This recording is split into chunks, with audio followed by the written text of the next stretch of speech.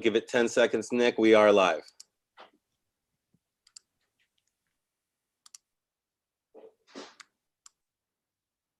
Ladies and gentlemen, thank you for coming to the Kids and Comedy Graduation Show. My name is Nick Maritato. I have been the teacher and instructor for this class for the past 8 weeks, and I am also going to be your host for this evening.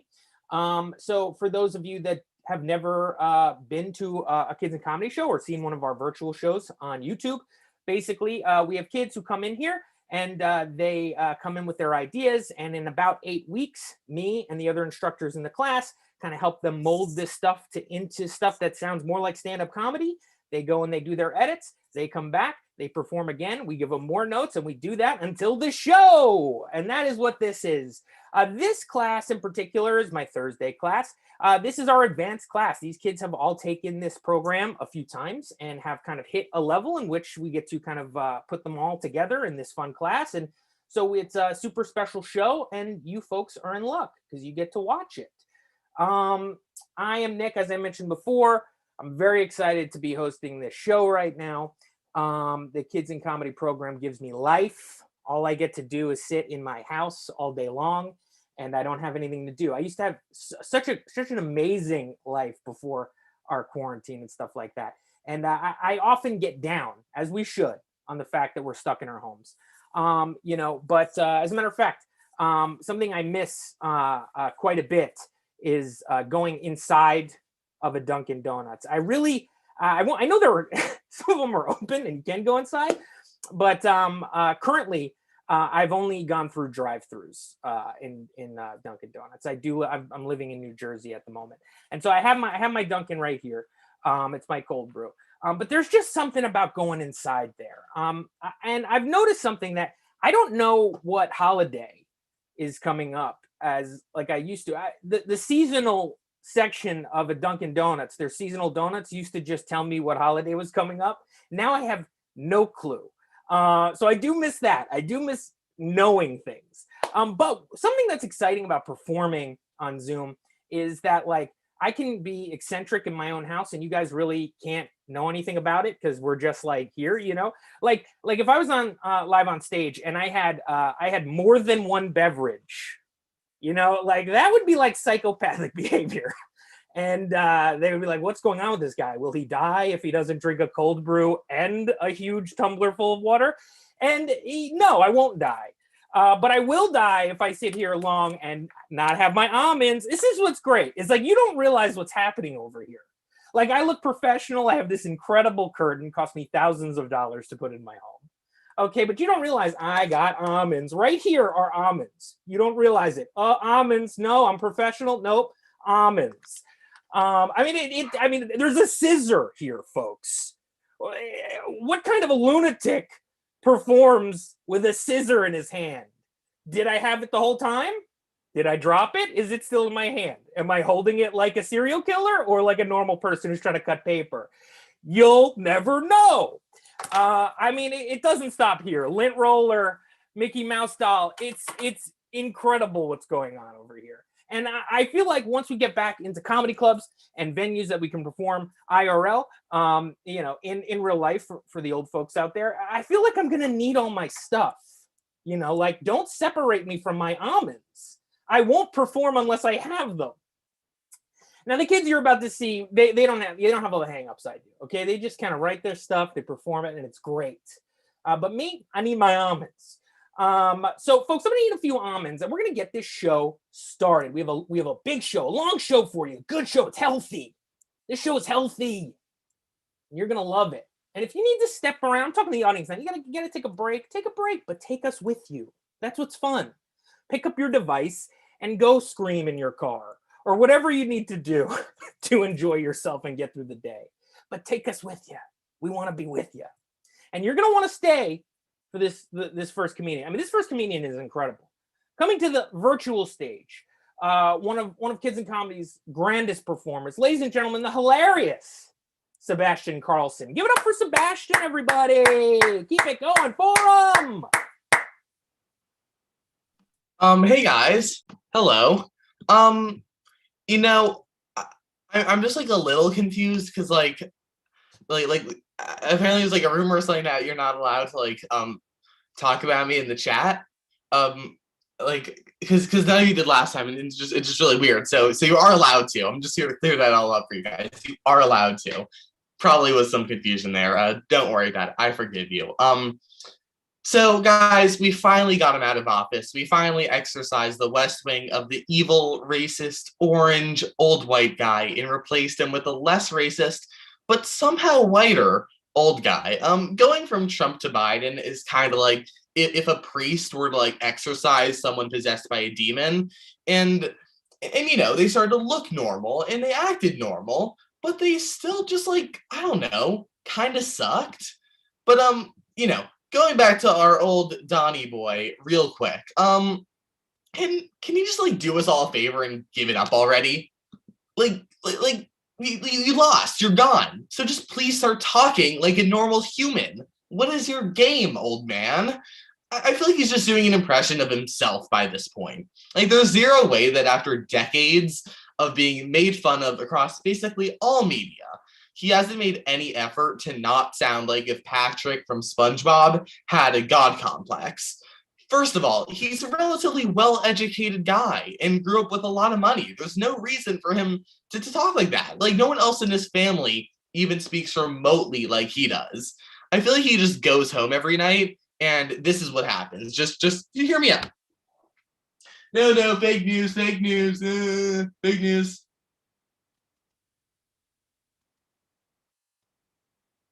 Are they all gone? Oh, hello, Melania. Oh boy, I must recline immediately. I must admit that my genetically superior physique is quite weary. I just feel absolutely exasperated due to the constant prattle of the tabloids. Oh, but hark! It is my 7 o'clock appointment. Time for my nightly shindig, if you will.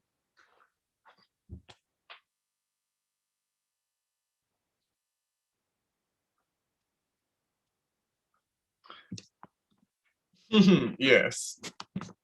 Delightful. And I mean, it really kind of really starts to make sense the more you think about it. Think, what do we know about Trump? One, he is a fiend for attention. And two, he understands the media, what people pay attention to and how to get that attention he craves. He just knows how to get on TV and grab people by their attention spans. Yeah, that.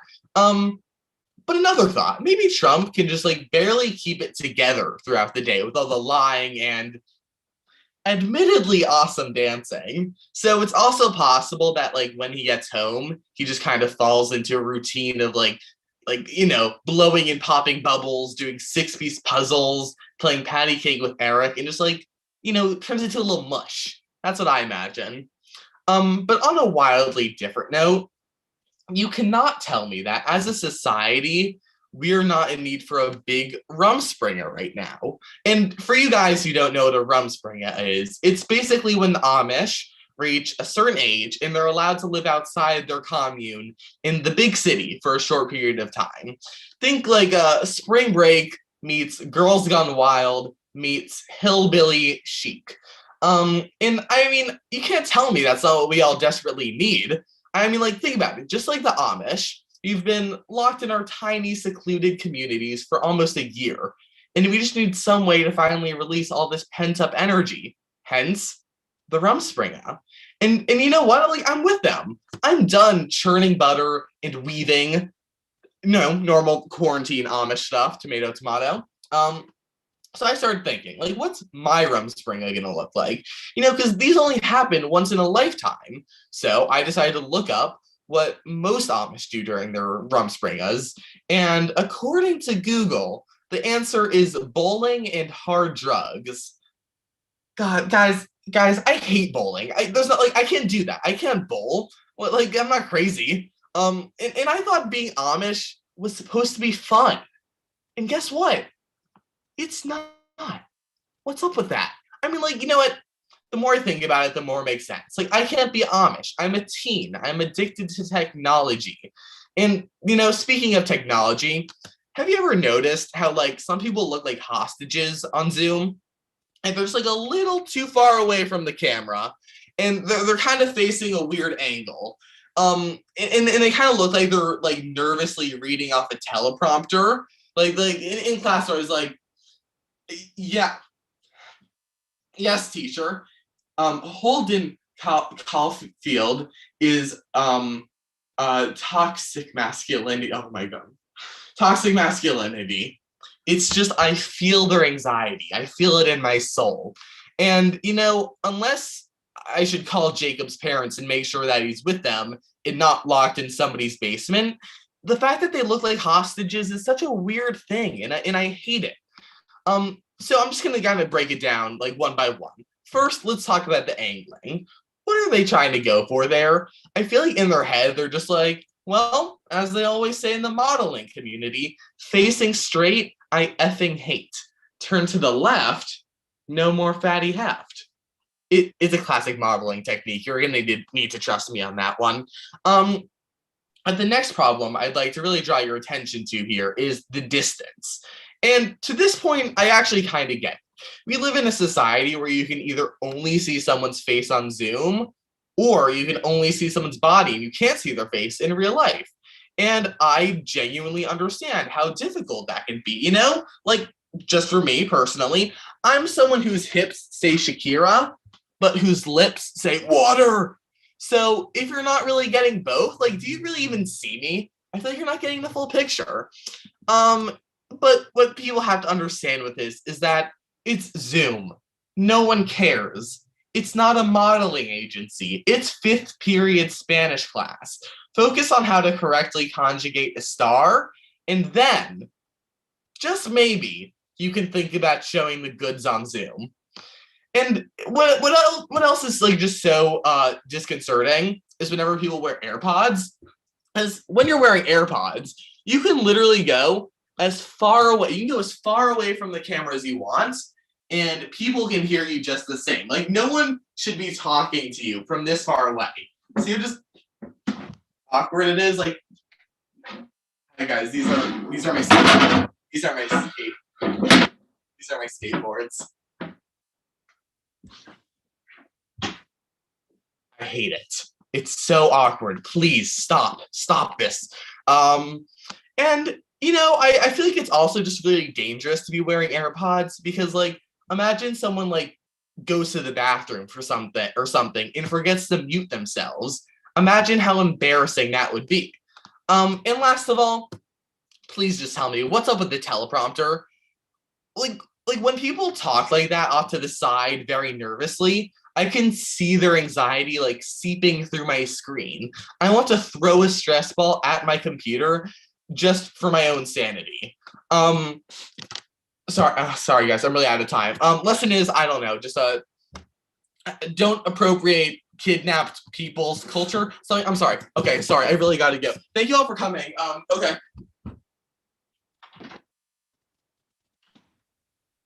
No, hey grandma. Yeah, the show's great, thank you. No, grandma, I'm not gonna do Bob Hope.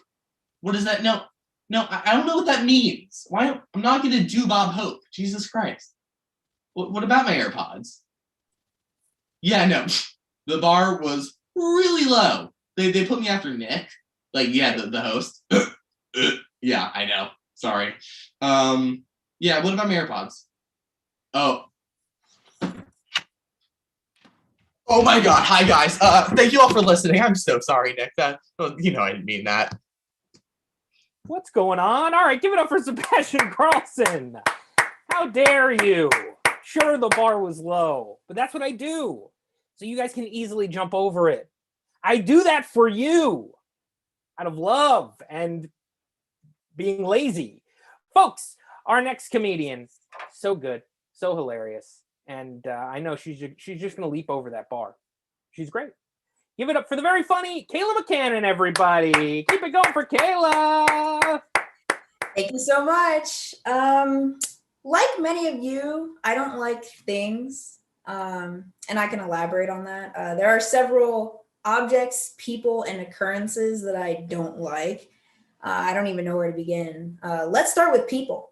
I really don't like how dumb we are. And Nick, of course, this doesn't apply to you, but like everyone else, for example, people are dumb for not expecting the obvious. Okay, like I've been watching Game of Thrones lately, and whenever there's a jousting scene, jousting, it's like WWE meets whack-a-mole meets ponies. Okay, the competitors position themselves across from each other and they take off, and the crowd is they're cheering. They're watching two armored men run at each other with sharpened poles. And then when someone gets stabbed, they all go, "Oh no. Oh no." Like, I'm sorry. Did you have a different outcome in mind? Like, did you not see two people in an arena about to fight to the death and you said to yourself, well, golly, I sure hope those guys are careful. Like, they created the sport. What are you surprised about?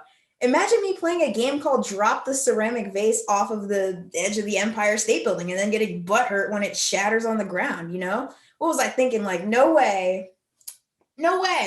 Gravity is going to carry this thing to the surface of the earth. There's just got to be another outcome. It's like when I watch the daily news and I think to myself, well, there's no way I'm going to witness another unprecedented historical event. It happened every single week the last 12 months. There's no way it'll happen again, though. I don't know. Maybe my expectations are just too high. To be fair, the world's greatest minds were disappointed in Hitler for taking Poland again after we let him. I don't know. Maybe this is just something that we as a civilization don't want to change, which I can get behind. I personally am not a huge fan of change.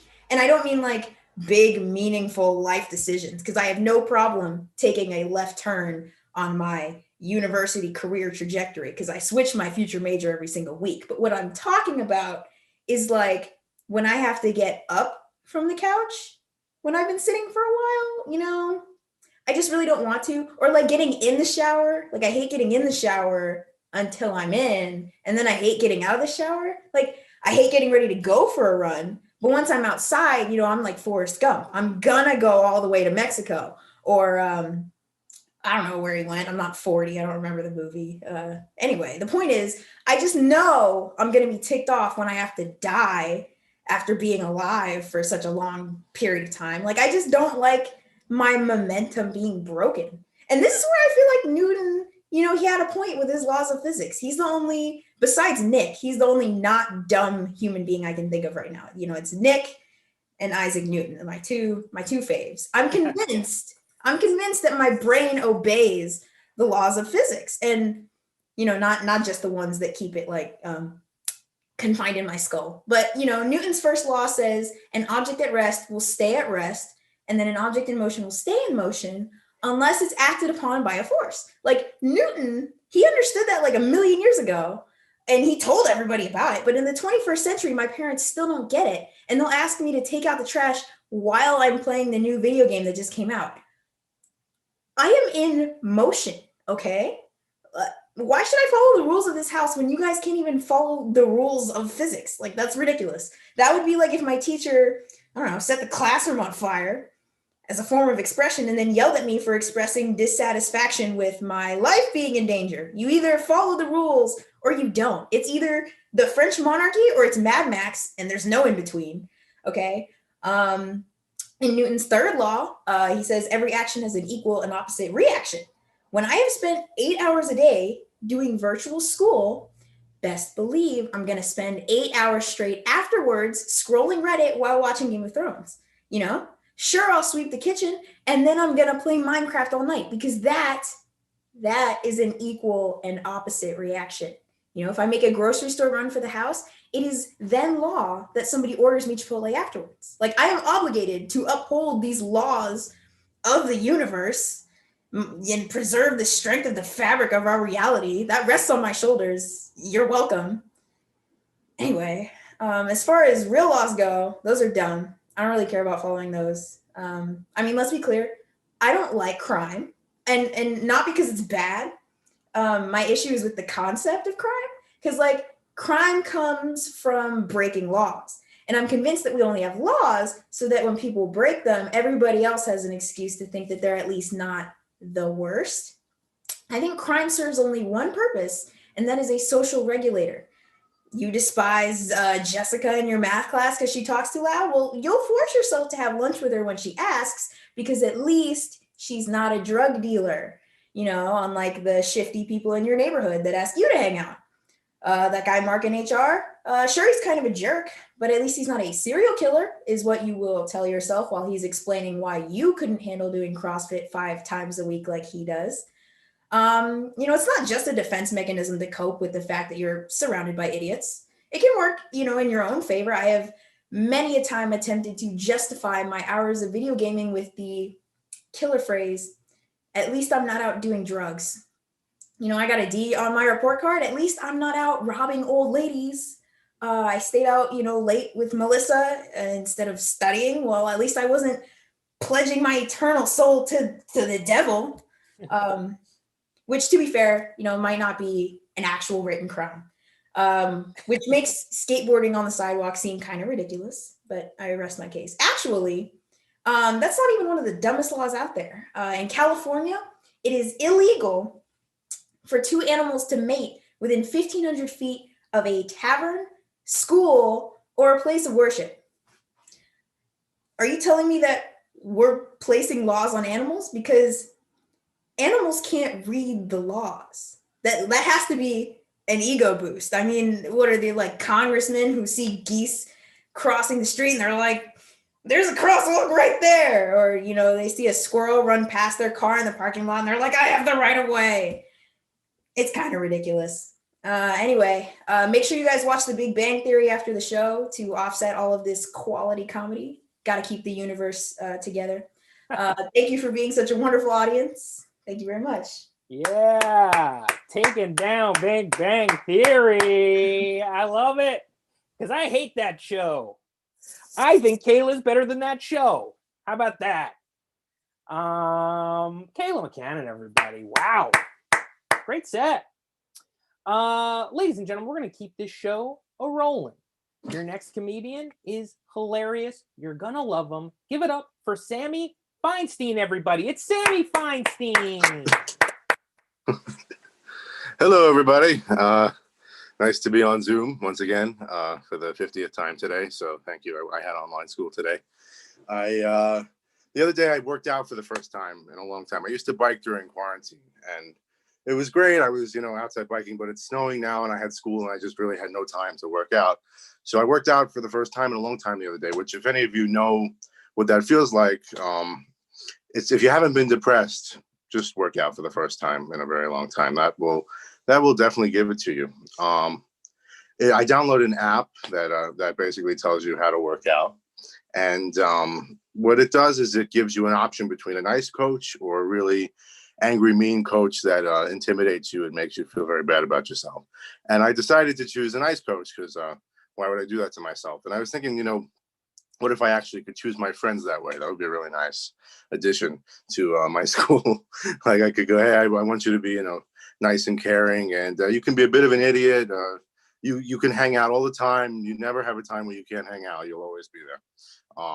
And then I went and tried to work out with them, and they give you workout options. So they say you can take an easy version, you can do a normal version, and then they say you could do like the hard version, which always comes out to some like weird word like intense or gruesome or intimidating, which you can't choose like normal when you have gruesome, because you don't want to, I'm not normal. I'm better than that. And they give you exercises to do.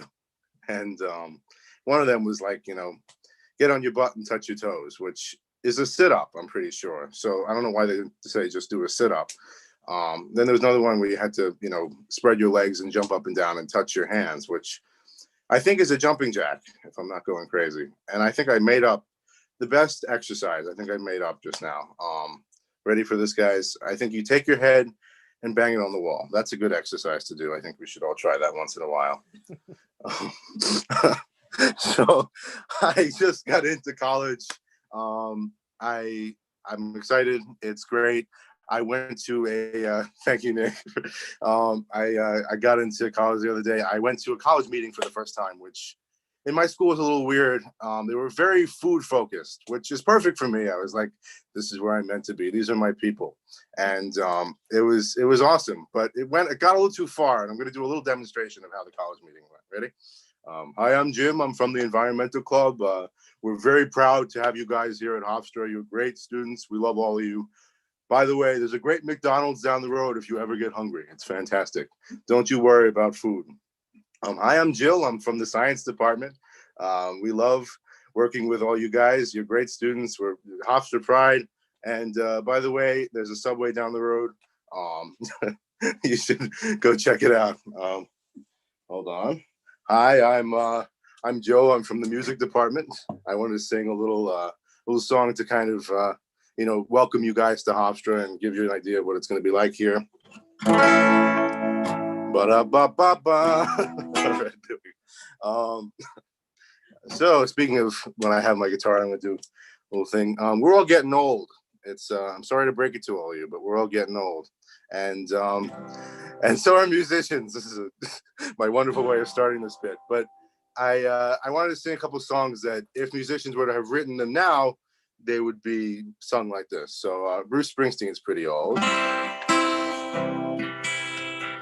Hey, little girl, is your daddy home? Did he go and leave you all alone? I got a bad desire. Oh, wait, I'm too tired.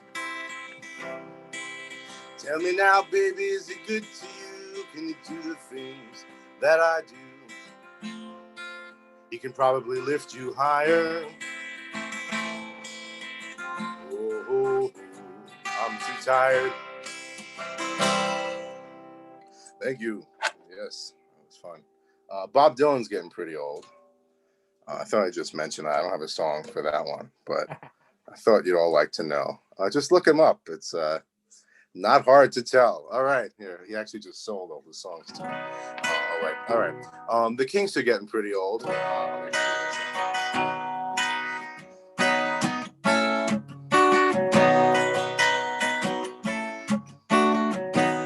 I'm not content to be with you in the daytime. Girl, I want to be with you, but it's bedtime. The only time I feel alright is 2 o'clock in the afternoon. Girl, I want to be with you, but it's bedtime. Don't say it's too late at night. Don't say it's too late at night. Thank you, everybody. It's been a pleasure. Give it up for Sammy, everybody. The musical stylings of Sammy. Sammy, I went to Hofstra. I've spoken to Sammy about this, obviously. I went to Hofstra, and I was Sammy. Did they mention campus pizza? Because I know that bit, you were having fun with it, but that's a real thing that happened to you. Did they? That was too healthy pizza? For the campus. I think we went too healthy. That was I too remember healthy. those. They had some sort of a pizza bites thing. Oh, I might. The bites, especially that if they're gonna say anything, it's got to be the whole pie. And congratulations for being young enough, but yet feeling old enough to know those songs and musicians, which I really like that Sammy keeps it alive. Folks, we're going to keep... Sammy, your time is done. I'm just kidding. Give it up for Sammy, everybody. Give it up for Sammy. We're going to keep this show a-rolling. Your next comedian is hilarious. She's been with us since she was a tiny little person. And now she's slightly bigger. And she's so funny. Give it up for the hilarious Maya Arden. It's Maya. Hello. I'm Maya. Really quickly, as you've probably noticed, I have some paint samples behind me. So yes, very convenient timing. I first did my room when I was in 5th grade, and I'm leaving for college about next year. So my parents were like, when should we redo her room when she's not going to have it anymore? So that's really fun. I've been having to throw away a lot of things, and I don't like throwing things away. I feel like everything has a meaning, there's kind of energy and everything. I'm all about energy, all about astrology, just straight vibes, So I decided that I would share with you some things in my room and their astrological sign, because everyone has a birthday, everyone got a sign. So first, we're going to start off with this lockbox. He has a key that I threw away years ago, and now I cannot open him. So I feel like he's a Scorpio because like they're mysterious. You don't know what's inside. You try to open them with like a bobby pin for 2 minutes and then you get bored, so you give up. But it's just nice to have. Now next, I have some Ice Cube watermelon kiwi gum. You know, you can find her at your local grocery store, Walgreens, anywhere, always around. And she's a Virgo because it's not your first choice, right? Like it's reliable and you'll get it if you have to, but it's nobody's first choice. It's still good, but whatever. Next, we have this cardboard cutout of Ringo Starr. And he's a Taurus because, you know, Tauruses, they have such like a hard exterior, but really they're just falling apart. I know you're probably wondering, is Ringo Starr a Taurus? He's not a Taurus, but you know, I feel like he should be. I think I should decide people's birthdays from now on. No more calendars, just me. Now next, we have this lovely styrofoam head. She's really cute. She's really, really good at holding up conversation. So I think she's a Libra. You know, she looks like a person, acts like a person, very normal, but it's hollow up here. Nothing's going on, right? Head empty, no thoughts. So got a little Libra. She's really cute. Love her. Now we have a Polaroid camera. Everyone has a Polaroid from whether it's their parents or, you know, you got one in 2015 when Pinterest started gaining traction. And they're not that useful because you don't know how the picture is going to come out. It's probably going to look really bad and it's really heavy to carry around. But it's cute. We love her. She's a Gemini because it's kind of inconvenient and not the best way to spend your money, but it's cute. I'm a Gemini, so, you know, click, click. Now, finally, we have a Velcro hair curler. You can find these in any middle-aged mother's bathroom cabinet, and they will either make or break a look, make or break a situation. He's an Aries because either you're gonna end up with these beautiful curls that just wows everyone, or you will have to shave your head because it gets stuck in your hair. So yeah, really cute. Sorry if I didn't get to your sign, but clearly that just means that I don't really associate with your kind. So, you know, I've been trying to explore myself, you know, trying to find out who the real Maya is. So I've been getting really, really into Instagram lifestyle influencers. They are women on Instagram who, you know, travel the world and promote laxative teas. And they're just like really inspirational to me. They are all about being a girl boss. Now, for those of you who don't know, a girl boss is a boss that is female. It's simple as that. And they just do boss things, you know? So I was like, I want to be a girl boss. You know, I've been so dependent my whole life. I want to be a girl boss. So what was the most girl boss thing I could do that I could possibly think of was to break up with my boyfriend of a year. I thought, you know what? This is going to be such a girl boss move. We weren't having any problems. We were actually very happy, but got to be a girl boss. And I was like, this is going to be so empowering. I've never broken up with anybody. Everybody's always broken up with me. So clearly there must be something good about it if it keeps happening over and over again. So I did it. And you're probably wondering, are you a girl boss yet? I'm not. I'm very sad about it. And it's very upsetting. But I gained a heartbreak. But, you know, in the mail coming soon is a #girlboss paperweight. So gained a heartbreak, but I also gained a paperweight. Thank you. You've been wonderful. Ladies and gentlemen, give it up for Maya. Fantastic. Breaking up with her boyfriend just to be a boss. That's what I like to see from these kids. Okay, I want a wake of people in their view, just for the jokes. That's what we teach here. Okay, destroy your lives as long as it's funny. No. We tell them to go to college. We also say eat your vitamins. After every class, we do a vitamin session. It's a lot of fun. Join up, kidsandcomedy.com.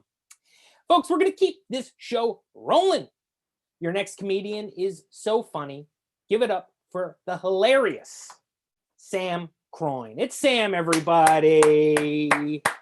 Hi, everyone. I'm Sam.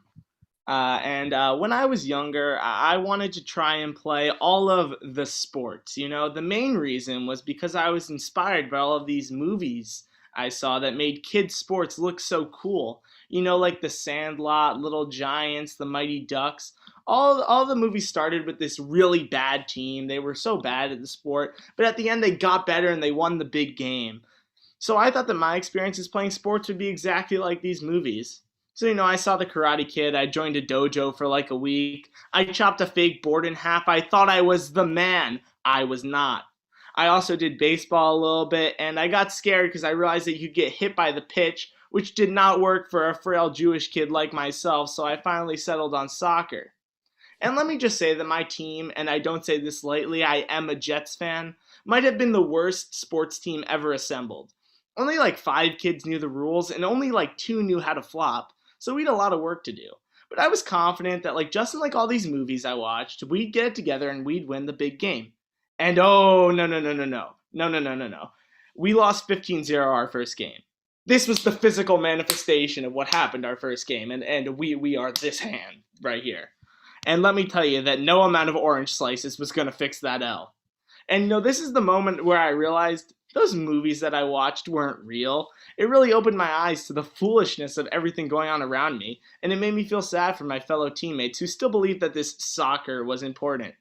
First of all, the way the soccer program worked was there were like 20 different teams with different colored shirts, which was way too many colors, by the way. They'd be like, you're playing burnt sienna this week. And my 8-year-old self was like, ah, yes, burnt sienna. But these kids took their shirt segregation really seriously. They'd be like, blue shirts for life. If you're wearing a red shirt, you're my enemy. Like, calm down, Steven. We've been playing for 3 Sundays. You don't need to go all gang warfare on me. It's not like they're stepping on our turf or anything. We play on grass, man. And don't even get me started on this thing called team culture.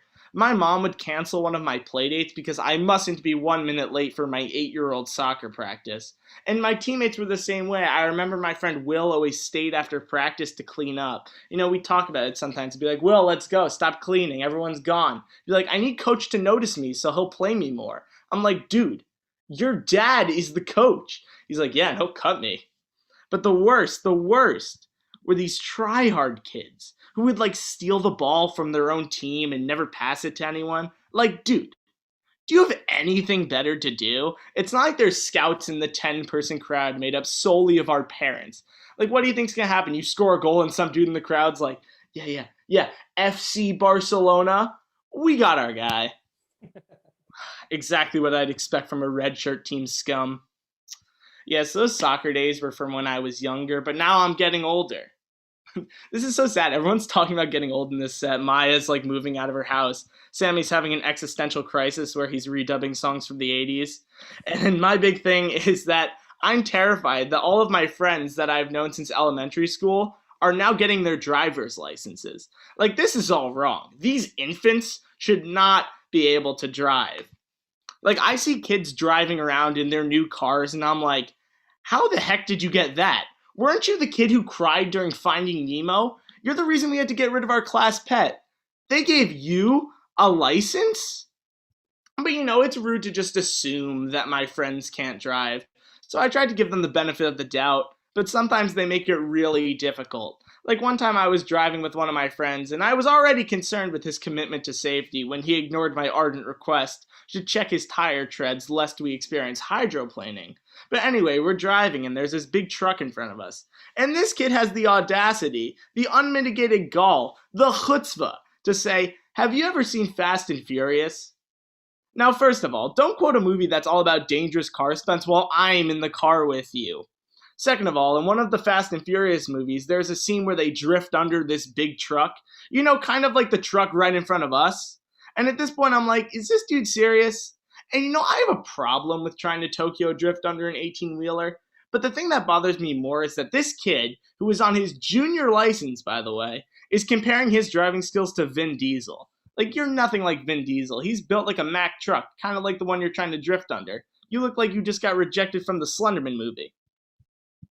One time I was driving with my friend and we were going to a place to eat, and he decided to order food on his phone while he was driving. So he takes his hands off the wheel, he's just ordering food. He's like, "What do you want?" I'm like, "I want to live." But the worst time definitely was when I was at one of my friend's house and I was like, "Can anyone drive me home?" And one of my friends was like, yeah, I got you. Innocent enough. So we start going home and we turn onto the highway and my friend is like, "Oh no." And I'm like, "What?"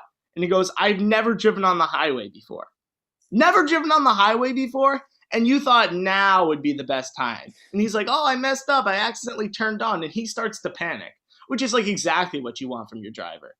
So now obviously I'm panicking at this point too. And I do something I've never done before. I grab that handle over the seat, you know, like the panic handle that's like right here. For so many years, I didn't understand why those handles were even in the car to start with. Like, they aren't going to help you if you crash. But something about the panic handle caressing my palm in that moment did make me pretty calm. So yeah, me and my friend were going like a smooth 20 miles per hour on the highway, and we made it, but it took a long time. So when I was younger, that old to young, oh, look at the transition. But when I was younger, my mom always used to tell me the story of the tortoise and the hare. You know, it's very inspirational, whatever. It's a proverb.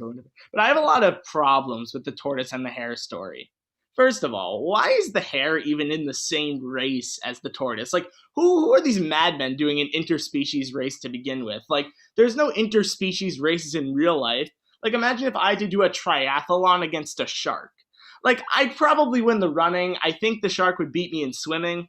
So I guess it comes down to who's the better cyclist. But I digress. I mean, some animals would just be unfair to play against. Ain't nobody gonna want to play cricket against the crickets. Like, imagine if you showed up to the dam building competition full of hope, but then, like, the beavers were there. You might as well just turn around and go home. Another problem I have with the tortoise and the hare is that the message is basically don't be proactive. Like, the tortoise won, but he was such a procrastinator. But, you know, if my mom wants me to take lessons from the tortoise and the hare, sure.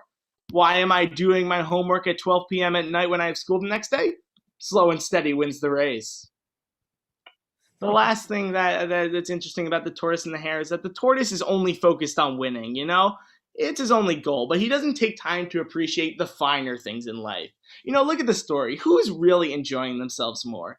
The hare stops to look at the sunset, he makes friends with the locals, and he rejuvenates with some rest. He's moved beyond this social binary of winning and losing the race. He's just enjoying himself. And that right there is the moral of the story.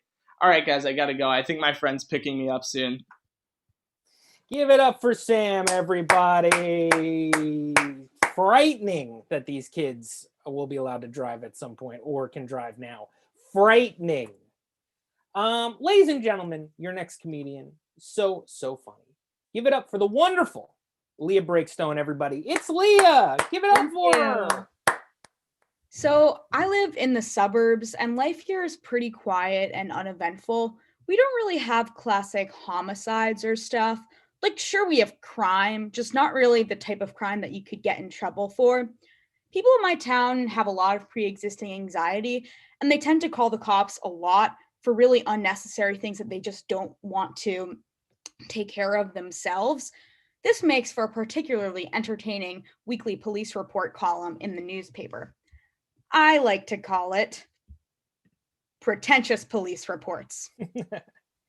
A resident reported that her $38,000 Audi was stolen from her driveway. She said the door was unlocked and the key was in the gym bag that she left right outside her car. Police responded to a caller who reported that a neighbor was releasing pool water into the street. The caller said it smelled like chlorine. Upon arrival, police smelled no odor, and they went to the neighbor's house that had a pool and saw that the pool was full. The caller learned a very valuable lesson that day. As much as you want to, you cannot arrest a swimming pool. A caller reported a beige Honda Odyssey parked on the road.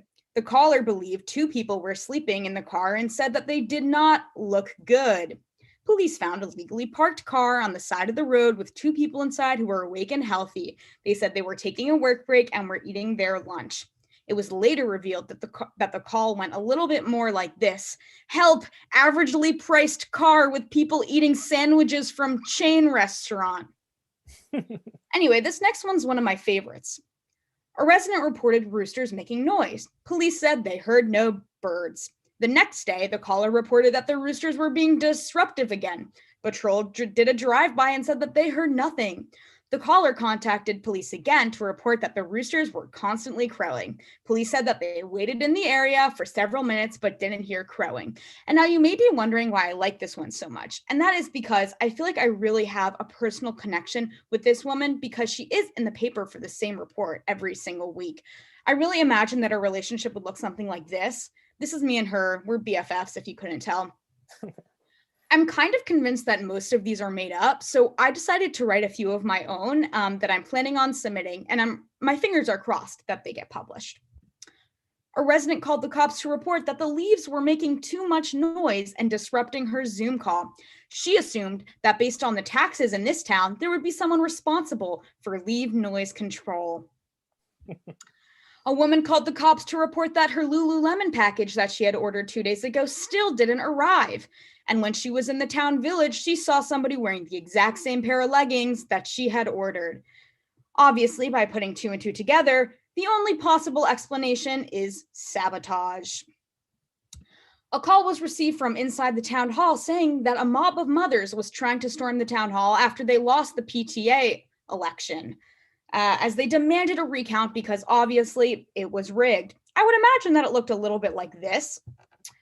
Anyway, the caller warned of a specific mother who seemed especially violent.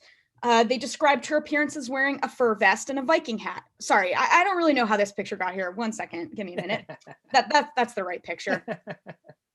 Anyway, is it bad that I'm kind of excited to experience real crime? Anyway, I've been spending a lot of time on Zoom recently, and I've really been struggling with Zoom anxiety. Now, if you don't know what this is, it is essentially just severe secondhand embarrassment. If you thought that attending family events in person was bad, just wait until you experience them virtually. I recently attended a Zoom bar mitzvah, and let me tell you, there was drama. If you haven't yet realized, old people love to gossip and they do not have a filter. And then when you mix that with not knowing how to mute yourself, you get a particularly entertaining experience. There are different types of gossipers though. So there are the ones who are, talking about the teenager being bat mitzvahed, and that goes something like this. "Oh my God, Charlene, I can't believe her mother let her wear that dress. What a disgrace." And then of course there are the people who are talking about the other Zoom attendees. "Look at your cousin Howard. He really gained a few pounds recently. I'm telling you, that messy divorce really got to him." Of course, this is accompanied by the obnoxious point to the screen. And then there are the people who are just fully engaging in completely other conversations. "Alexa, what's the weather today? Climate change. I'm telling you, it's getting worse and worse each day. Hey, John, did your friend's son ever get into that college? No? I'm not surprised. I told you they didn't donate enough money." Anyway, while this is all happening, of course, I'm muted, my camera is off, but I wholeheartedly believe that everybody can see and hear me. I honestly don't understand how old people just don't get embarrassed or have anxiety, and I'm pretty jealous of them. I mean, if that's what being old means, I guess I can't wait to be old. Anyway, see you guys when I'm 70 and finally have enough emotional stability to keep my camera on. Thank you so much. You've all been great. Yeah, give it up for Leah on the scene reporting of all of those weird crimes. One more time for Leah, everybody. Hilarious. Folks, our next comedian is a delight. As a matter of fact, he helps me out with our newbie class over on Saturdays. He's great as an intern, and he's a hilarious stand-up comedian to boot. Give it up for the wonderful Sam Lippman. It's Sam Lippman. Hey guys, I'm Sam Lippman, and I'm your final Sam for the night. So my mom's binge watched basically every English show on the planet during the pandemic, and after she worked through all the Scandinavian language ones, she's finally moved on to Spanish shows. And all of these telenovelas recently have sent her imagination into complete overdrive. For example, I'm a very heavy breather. Honestly, there's probably something wrong with me and I should really go to the ENT. I know. But my mom isn't worried that my nose might be broken or that I have a deviated septum. But she's worried, according to her, that what if one Friday night I'm out of the house and you hear glass shatter, you race to your room, hide under your bed, desperately try to keep quiet as a large man shovels all of our belongings into a black garbage bag marked for pawn shop. And then just as he gets to your room, you take a heavy breath. He hears, reaches under, grabs you, and you look into his eyes. They're the most beautiful you've ever seen. You elope to Florida and live the rest of your days as a loving couple. I can't have my son-in-law being a beautiful-eyed eloping burglar. How could you do this to me, Sam? Well, that's far from her only fear. Because let's just say sometimes, maybe I'm a little rude, reach over someone's food to grab the salt, interrupt, cut in line. But my mom doesn't worry about the victim of my rudeness, but my hypothetical future lover who will be disturbed by my uncouth actions. She starts imagining, what if you're out on a romantic 15th anniversary dinner with your lovely husband and you reach over his risotto to grab the pepper? Your audacity offends him so much that he stands up, slaps you, and walks out on the spot. He flies into his Ferrari, drives over to my house, and spits in my face. Pooh, because I never taught you proper manners. Sam, how could you do this to me? A lot of her fears seem to revolve around potential future son-in-laws. Who knew? And the other day I was writing this bit that I'm trying to perform right now. And she came up to me and said, Sam, you've been making fun of me a lot in your so-called bits. This isn't how I raised you to be. Are you actually my son? Or are you his evil secret twin brother, Samuel? Mom, you were there when I was born. I don't have a secret evil twin. I think the TV is getting to your brain. I think you need to play outside, get some air. But little does she know, she was right. Sam is tied up in a storage unit and I'm about to steal her car. Anyway, on to one of my other relatives. So first off, I love my grandma, but she knows the value of her time. So the other day she called the seltzer company's helpline to complain about the product going flat after she'd opened it. The call went a little something like this. Hello, Vintage Seltzer? Your product is flat. Oh, I'm sorry, man. Forgive me if I forget protocol. You're the first person to call Seltzer customer support in about 3 years. There aren't many moving parts. Did it come flat? Can you give us the serial number to trace the faulty shipment? No, sorry. It went flat a few days after I opened it. Oh. Okay. So, ma'am, that usually happens? No. Wait. I have a bottle of Coca-Cola that kept the carbonation for much longer. But when I opened my seltzer, it was flat, so I poured it down the sink. I know it just becomes water, but I wanted the fizz. Ma'am, I would caution you against trusting Coke. Personally, I think it's likely that the Coke was stealing the carbonation from the seltzer. You know how jealous Coca-Cola has been of us since we got people to buy fizzy water without putting expensive sweeteners and flavorings in it. Oh my God. Is that true? Probably not, but if it gets you off this phone line. Eventually, the seltzer company decided to free up their customer support person so we can finish this game of solitaire. And they decided to make things right by my grandma with a total refund. She received a check from the illustrious Vintage Seltzer subsidiary of the Cott Corporation for $7.00. She plans to use this windfall to start a 501c3 charitable foundation for everyone whose lives have been negatively affected by seltzer going flat before it should. I cannot imagine a better use of her time. And now, onto my favorite topic, me. Most little kids have imaginary friends, but when I was little, I didn't have any imaginary friends. I had imaginary generals. You see, when I was 5, I like to imagine that I was the supreme, most enlightened, eternal, president for life emperor of my very own tin pot dictatorship, Naravkovia. And I treated my imaginary dictatorship as more of a lifestyle than a game. Like one day I was on the playground and someone tagged me, in like a playground game of tag. But I did not handle it well. You ignorant fool, you shall rue the day you dare to put your filthy peasant hands on me. Generals, seize him, 10 years in a labor camp.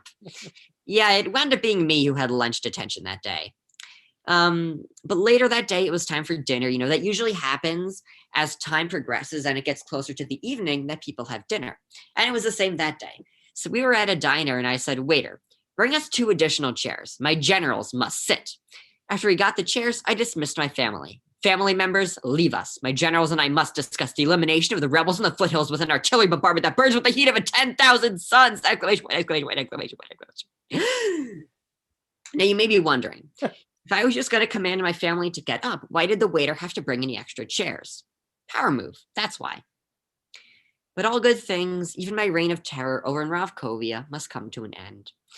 That night, I came into my parents' bedroom weeping, absolutely broken.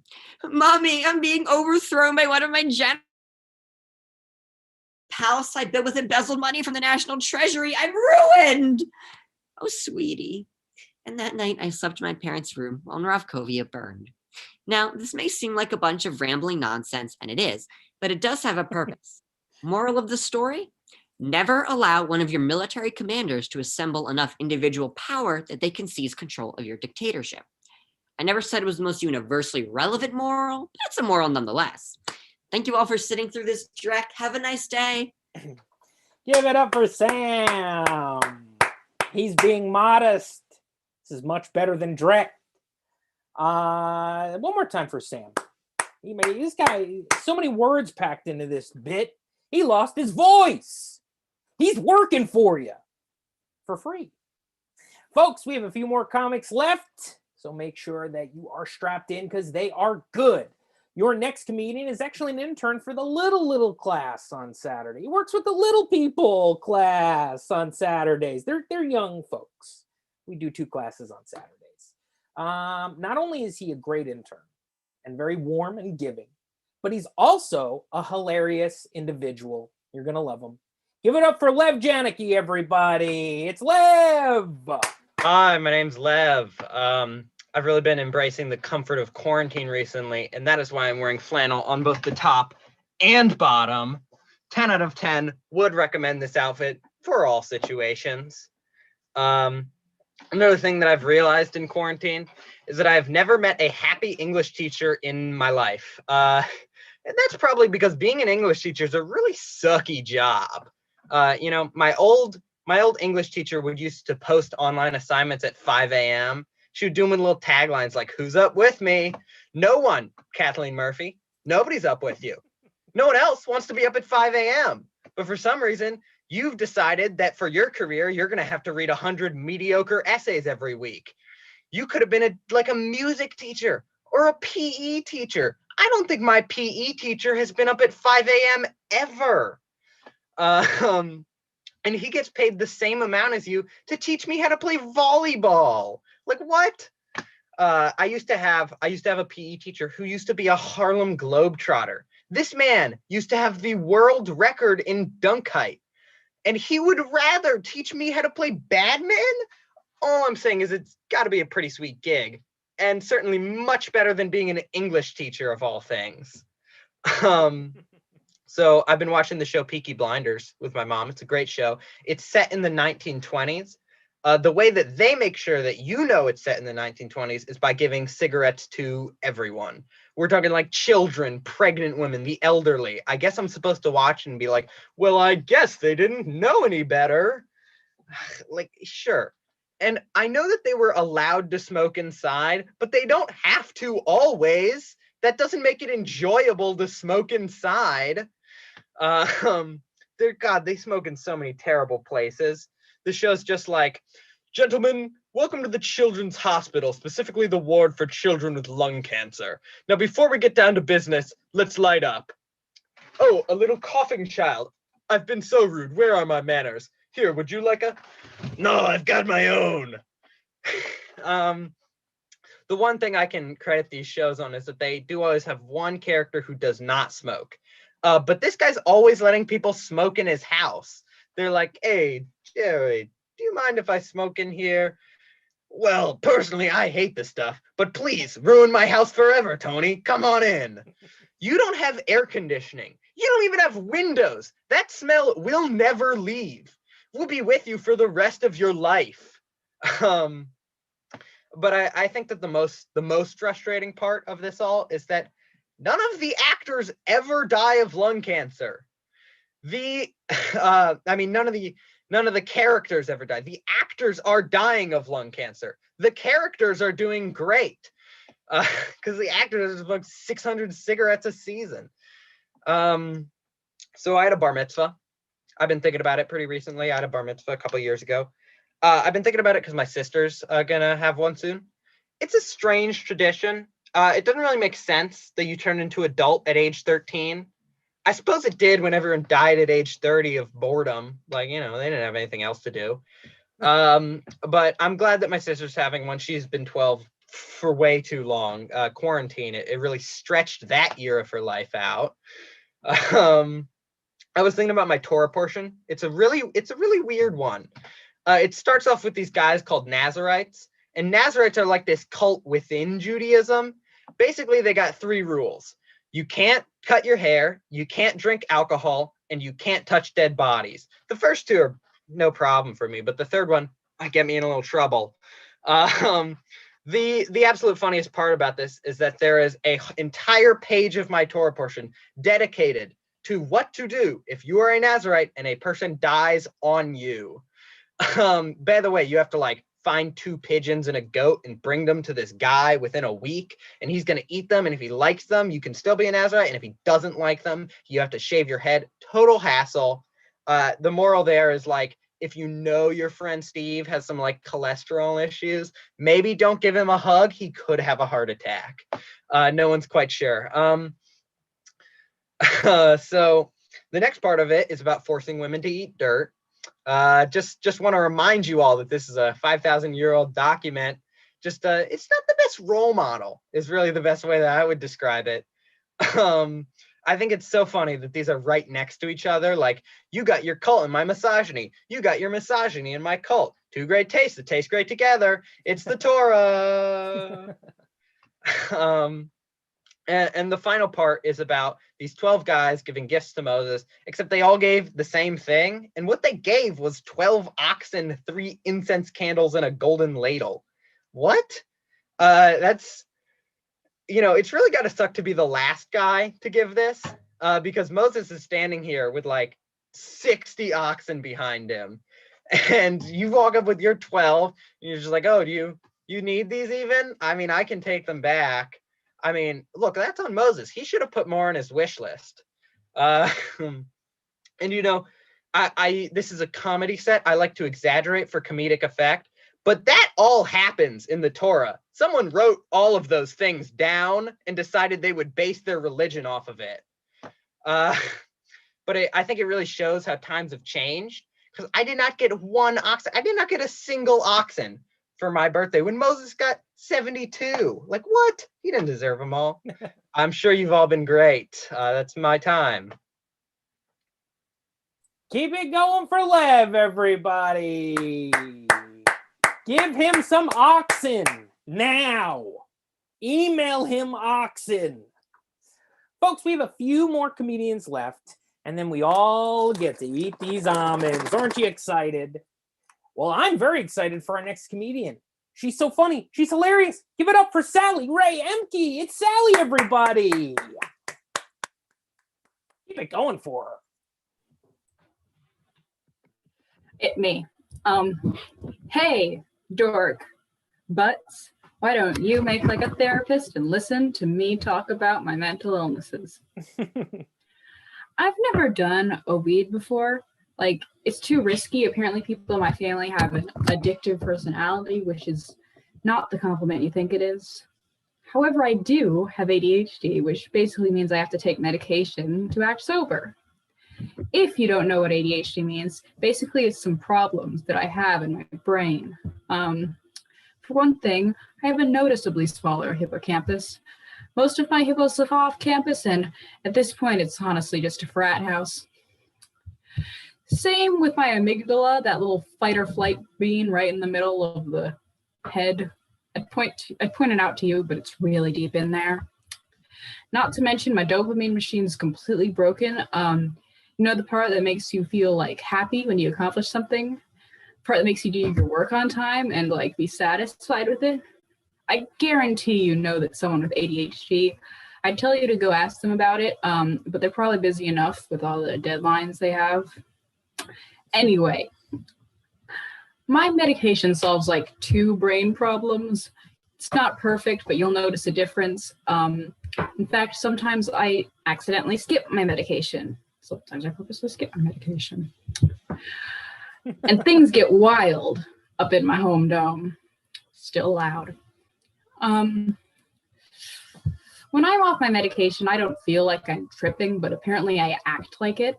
I always have so much to say, and I always think it's all so funny, and it always isn't.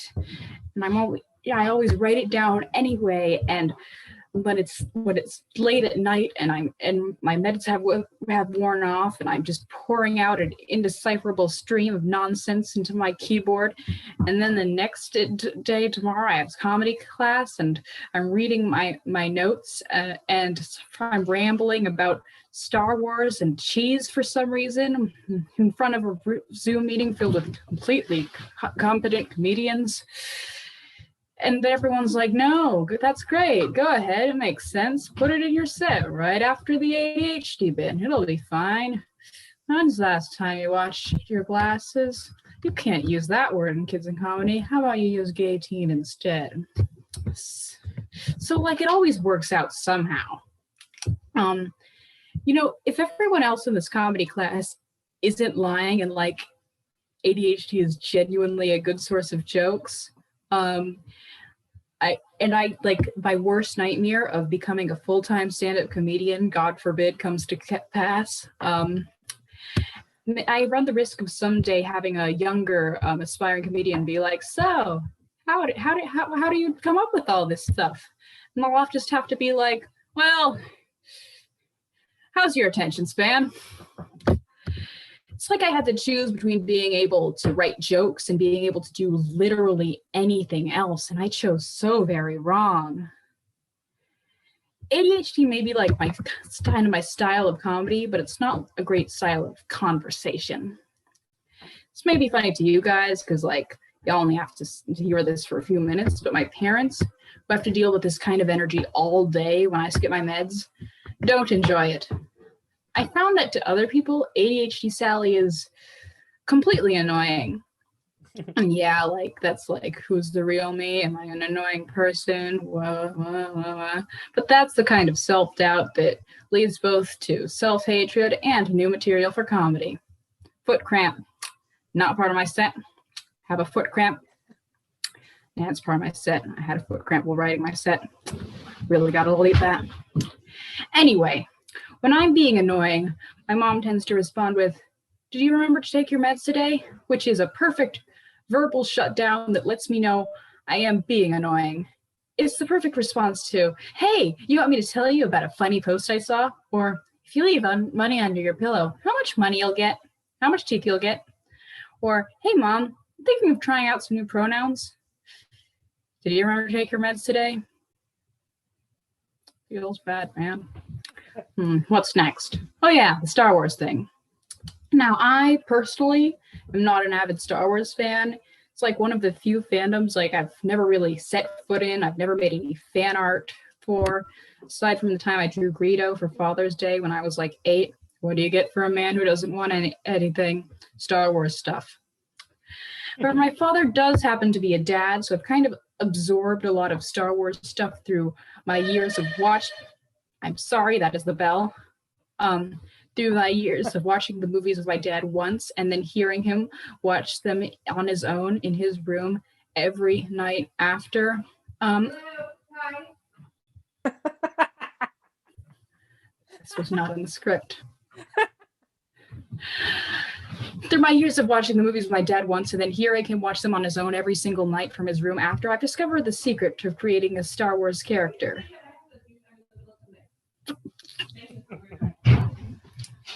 That's funnier than anything I could have written.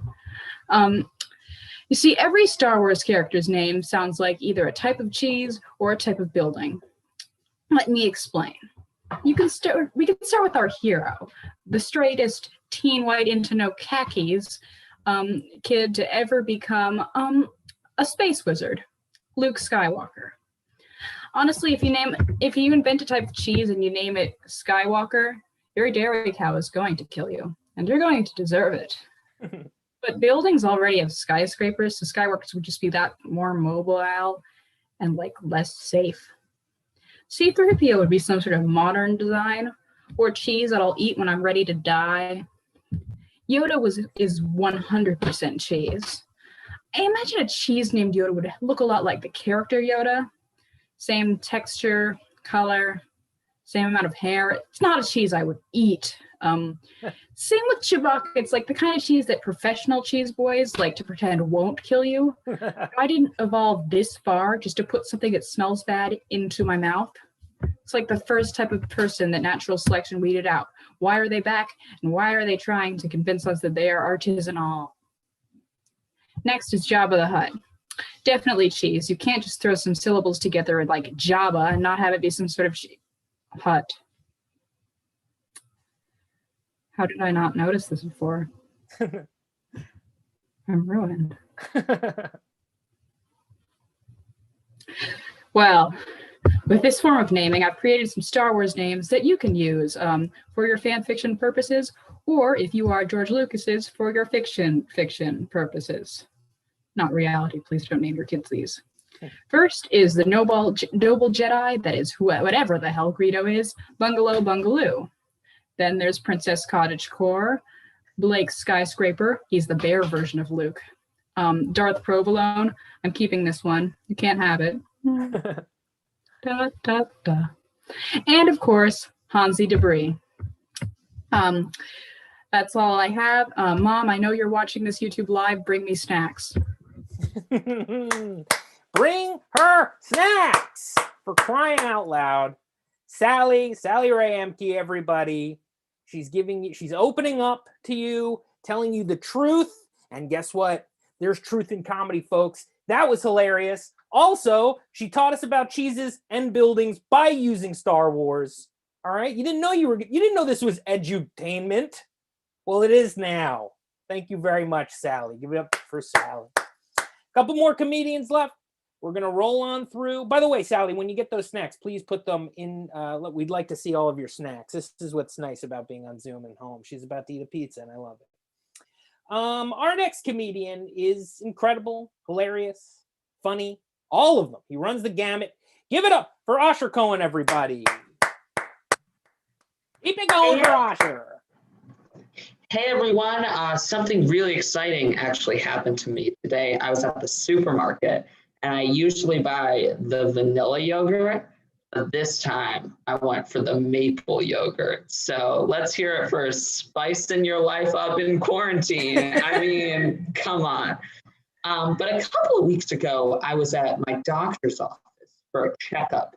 And in the waiting room, they were playing the show General Hospital. And I thought it was weird that they were playing it in the waiting room because General Hospital is a soap opera and it's very dramatic. And so they're always saying things like, the only way she'll survive is with a quadruple bypass, which is like not exactly what you want to be hearing right before you see your doctor. It's kind of like watching Veep before you vote. Like it's not going to get you motivated for what is about to happen. But what I was really surprised at were all the differences between doctors on general and actual healthcare professionals. Like I checked in with the receptionist. She was not shamelessly flirting with anyone, not patient, not doctor. I was like, what's up with that? You know what I mean? And my doctor came in, his shirt was completely buttoned up, like there was no little bit of chest sticking out from somewhere. And to my knowledge, none of the nurses were doing tequila shots in the middle of an operation. So I was like, is that even protocol? Like what's going on here? But what I find most interesting about General Hospital is that I feel like it has reached the point that all soap operas aspire to be at, where there is no longer really a storyline per se. It is just reaction shots. Like the entire episode is made up of like some configuration of things like this. I committed a crime. Murder. Or like Emily, she never made it back from that ski trip. But there are some differences. Like some of the reactions start out full frontal 100%, but others start out pretty subtle and then slowly increase in dramicity over the course of the scene. Like for example, one of the characters will say like, "We thought it was just a cough, but it was really sudden death disorder," and then it'll cut.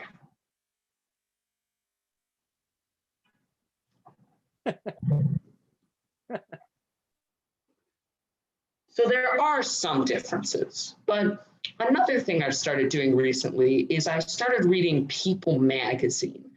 And it's really a love-hate relationship between me and the magazine, because on the one hand, I truly despise reading the articles, like they're terribly written. But on the other hand, like I need to know if Blake and Gwen are going to get a divorce, you know what I mean? But I feel like what's funny about People magazine is the editors know that everyone hates their articles, so they try to fit as much information as possible on the front cover. Like you'll look at the newest issue of People magazine and it'll say like, Meghan and Harry staying at Elton John's beach house? Oh, what's up with that? Plus, Glenn Close, Alzheimer's, ? Plus, Miley's secret text to Liam. How did that happen? And it's like, slow down. My brain can only take in so much information when I'm learning about the celebrities. But I know it's shallow to read People. Like I've tried to quit reading the magazine. I've walked into Walgreens and said my mantras of why I don't need to read it, and I'm strong enough without it. But I'll always catch a glimpse, just a glimpse, cover. And it'll say like, Brad Pitt found in a ditch on the side of the road. And I'll be like, because I need to know what happens. But one of the things that I've missed most about my education pre-pandemic was I was actually on my school's dance team. And I know that an 8th grade boy with a Jufro does not exactly exude Misty Copeland energy per se, but I was on my team.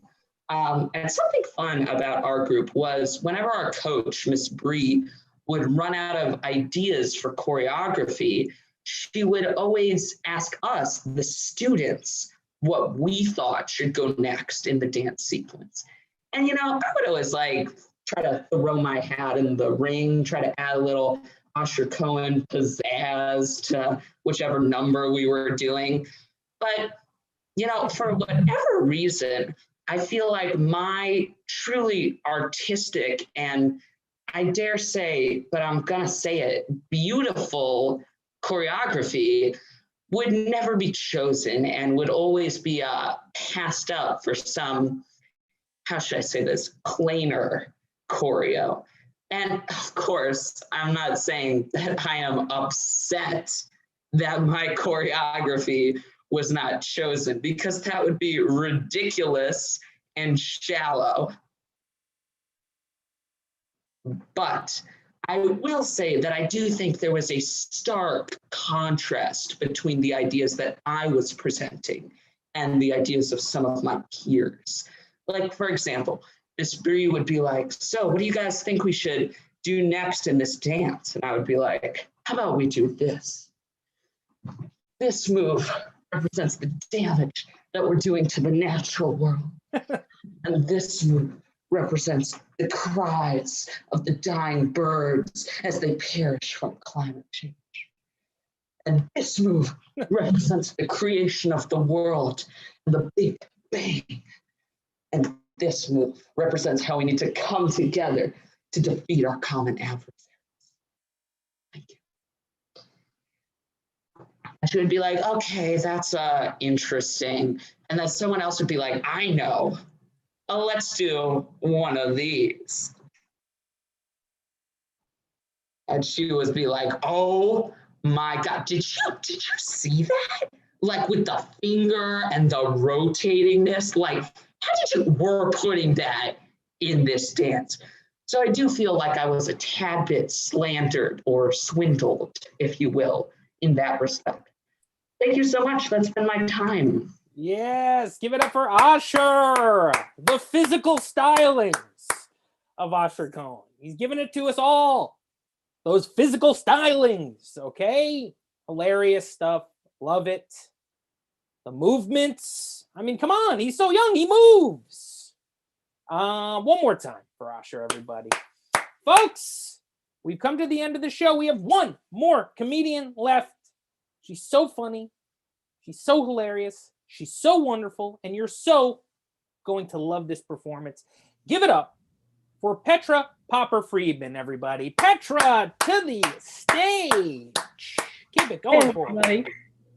So recently, I was on YouTube, and I don't remember exactly what I was watching. My guess is based off of my viewing habits that it was either a Try Guys video, or if you don't know who the Try Guys are, it's not at all relevant to this. It's just very relevant to me. It is possible that it was that one Super Bowl where Bruno Mars and Beyonce came out, and like a full 3 months later, everyone realized it was technically a Coldplay performance, but it's irrelevant. I was watching YouTube, and this ad came on for a makeup company, and they said, "We at NARS believe that concealer should enhance your natural features, not mask them." And I was confused by this for two reasons. Number one, this was not the Try Guys, and number two, when you look up the definition for concealer, it's a cosmetic used to mask your face. And this is all part of this new makeup advertising technique. I say new, it's been around for at least like 15 years, but all my pop culture is filtered through the Try Guys, so bear with me. But it's this new technique where suddenly your natural face is something to be celebrated, and it's good, and it's not what I'm used to, right? I'm used to old makeup advertising, which was like, "You woman, your face wrong. You have wrinkles and hair. You ugly, lazy, semi-baboon. Use foundation and concealer. Now your face that of painted baboon, slightly better. In summation, you fat for existing, very fat. Makeup can't fix that, so waddle away, fat painted baboon." Right? It's like demoralizing and requires years of therapy, but I got it.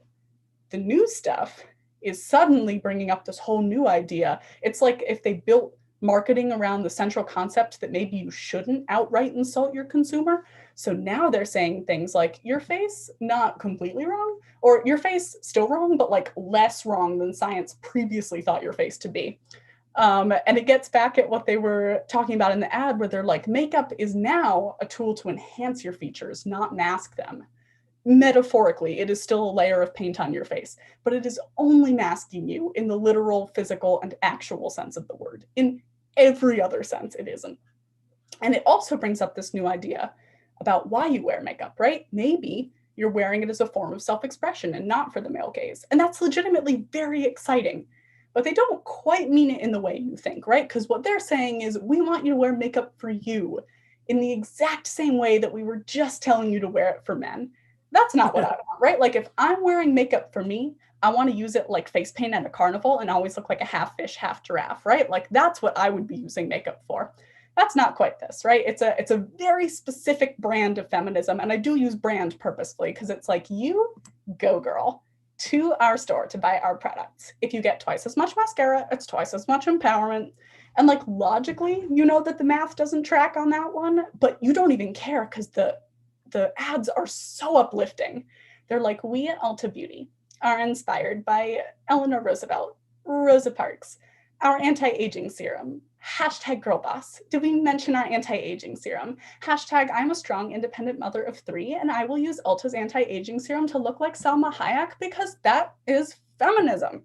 It's a lot of messaging coming at you, and it can get confusing, right? Because on the one hand, the way that we're told to wear makeup is deeply entrenched in the patriarchy. On the other hand, there has to be a way for me to wear makeup as a form of self-expression and personal choice.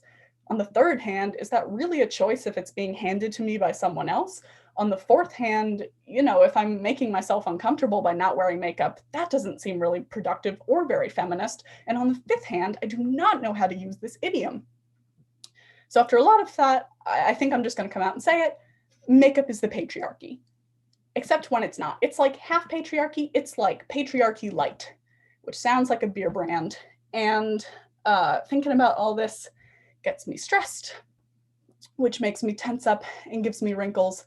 And that's when I reach for 2 boxes of Ulta Beauty's anti-aging cream. It's going to be 50% off through Friday with code Feminine Mystique. And as I always say, the real empowerment is these savings. Okay, so that's been about a third of my brain space recently. I would say it's a third the ethics of makeup, a third the Try Guys, obviously, and then the final third has been the college process because I am a senior. And I just finished sending in about 8,000 applications. It's been super fun. And they're very difficult because you're trying to come across as approachable and humble, and also the single most talented, brilliant, impressive person who has ever existed, right? So it's a difficult kind of thing to balance.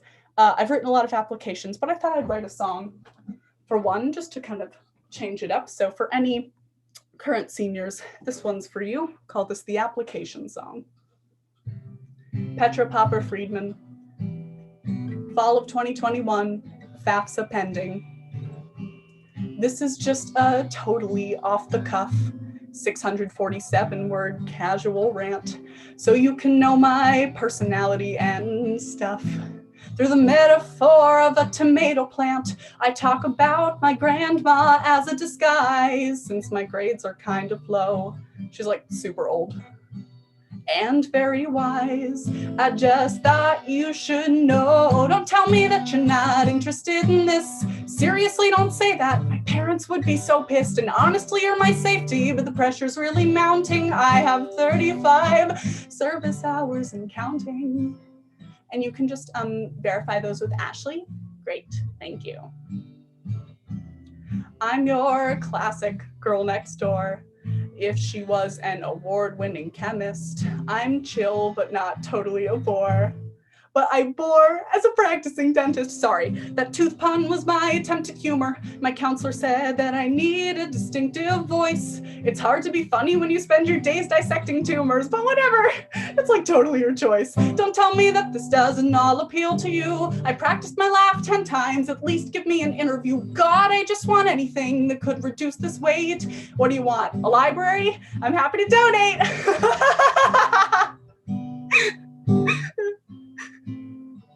Okay, I'm fine. And I should be optimistic, but the College Board website is cryptic, and a literal pandemic derailed my SAT. And I know that it's holistic. The whole thing's wholly holistic. I am in this hella holy holistic hell, you see. For the love of God, just tell me, did I make it in or not? I swear if Susan K did, that girl is human dry rot. I have 8 separate rec letters that all will say the same, plus 300 words on why I like Notre Dame. I'm aware you're not Notre Dame. Don't even want to go to Notre Dame. All right, thank you, everyone. Thank you for coming to our show. I know it was long. I hope you enjoyed it. Have a great night. Yes! One more time for Petra Popper Friedman, everybody. The musical stylings, the comedy stylings, the slideshow stylings. So good. Hilarious. Great way to end this fantastic show off, if I do say so myself. That has been our show. I hope you enjoyed all of the comedy we presented to you. And if you loved it, well then, I don't know, like this YouTube video, share it with your friends. I don't know what we can do with YouTube these days, but just know that these kids worked really hard and we had a fantastic set, and so you can take that home with you, and you're probably home, so just keep it with you. I love this part of the show because this is where I take credit for all of their funny material. Yes, it was all me. JK, they're amazing, and you just saw it all. I want to say some thank yous really quick before we leave.